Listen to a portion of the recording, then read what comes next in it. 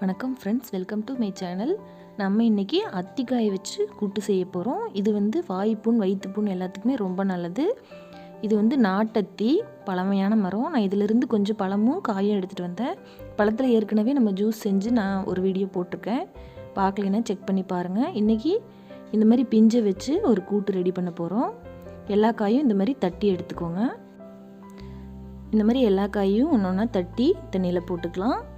இது பிஞ்சாக தான் செய்வாங்க. 1-2 என்னோடது காயாயிருச்சு.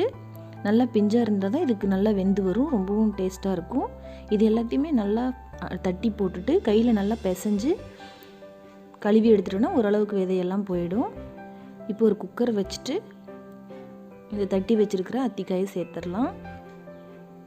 இது ஒரு 1/4 கிலோ அளவுக்கு இருக்கும் இந்த காய். இப்போது 2 தக்காளி பொடி பொடியாக நறுக்கி சேர்த்துக்கிறேன். ஒரு கைப்பிடி அளவுக்கு சின்ன வெங்காயம் சேர்த்துக்கிறேன். 10 பல் அளவுக்கு பூண்டு சேர்த்துக்கிறேன். இது எல்லாத்தையும் சேர்த்துட்டு தேவையான அளவு உப்பு, கொஞ்சமாக மஞ்சத்தூள் சேர்த்துக்கலாம். தேவையான அளவு மிளகாய்த்தூள். இது நம்ம வீட்டில் அரைக்கிற சாம்பார் மிளகாய்த்தூள் தான். எல்லாத்தையும் சேர்த்துட்டு இது மூழ்கிற அளவுக்கு தண்ணி ஊற்றி வச்சிடணும். பருப்பு நான் ஊற வச்சு வச்சுருக்கேன். பாருங்கள், இன்றைக்கி கடலைப்பருப்பும் பாசிப்பருப்பும் எடுத்துருக்கிறேன். ரெண்டும் ஒரு கைப்பிடி அளவுக்கு நான் ஊற வச்சுருந்தேன். ஒரு 1/4 மணி நேரம் ஊற வச்சோம்னா சீக்கிரமாக வெந்துடும். அதனால தான் இப்போ 3 விசில் விட்டு இறக்கிட்டேன். இந்த அளவுக்கு நல்லா மசிஞ்சிரும். 2 அல்லது 3 விசில் விட்டால் நல்லா மசிஞ்சிரும். இப்போ இதை எடுத்து வச்சுட்டு நம்ம தாளிப்பு ரெடி பண்ணிக்கலாம்.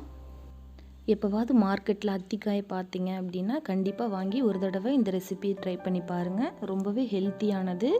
வாய்ப்புண் வயிற்றுப்புண்ணுக்கெலாம் ரொம்ப ரொம்ப நல்லது. எண்ணெய் காஞ்ச உடனே கடுகு, உளுந்தம்பருப்பு, கொஞ்சமாக ஜீரகம், 1 டீஸ்பூன் அளவுக்கு பெருங்காயத்தூள். நம்ம பருப்பில் செய்கிற எல்லா ரெசிபிக்குமே கொஞ்சமாக பெருங்காயத்தூள் சேர்த்துக்கிறது ரொம்ப நல்லது. ஒரு வரமிளகாய் சேர்த்துக்கிறேன். தேவையான அளவு கருவேப்பிலை சேர்த்துக்கிறேன். எல்லாத்தையும் நல்லா வாசனை வர வரைக்கும் வதக்கிட்டு அந்த குழம்புல சேர்த்துடலாம். தாளிப்பு சேர்த்தி ஒரு கொதி வந்த உடனே குழம்பு இறக்கிடலாம். அவ்வளோதான், டேஸ்டியான ஹெல்த்தியான அத்திக்காய் கூட்டு ரெடி ஆகிடுச்சு. டெய்லியுமே சாம்பார், காரக்குழம்பு அந்த மாதிரி வைக்காமல் ஒரு தடவை இந்த கூட்டும் செஞ்சு பாருங்கள். எப்படி வந்துச்சுன்னு எனக்கு கமெண்ட் பண்ணுங்கள். உங்களுக்கு இந்த வீடியோ பிடிச்சிருந்துச்சுன்னா என்னோடய சேனலுக்கு சப்ஸ்கிரைப் பண்ணிக்கோங்க. தேங்க்யூ ஃபார் வாட்சிங்.